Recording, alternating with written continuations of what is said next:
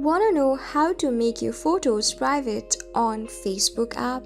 I'll teach you how to do it today. Welcome back to Tutorials Point. Before starting, you can subscribe to our channel for more videos and updates. I am already logged in. Make sure you are as well. Now, tap on these three straight parallel lines on the top right corner. Tap on your name or your profile picture. Scroll down. Tap on Photos next to Live Events on the left. Tap on Uploads. Choose for the particular picture that you want to make private. I am randomly going to select one. Tap on the three straight parallel lines on the top right corner. Tap on Edit Privacy below Send in Messenger. Tap on See More on the bottom. You have 5 of the options.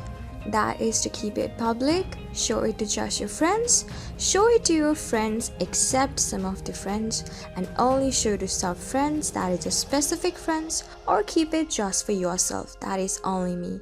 I'm gonna tap on only me just below specific friends. And then go back. You can see that just on the left side, that's a date where it was uploaded, that is March 10, 2015. Next to it is a lock like an icon. That means this picture has been locked.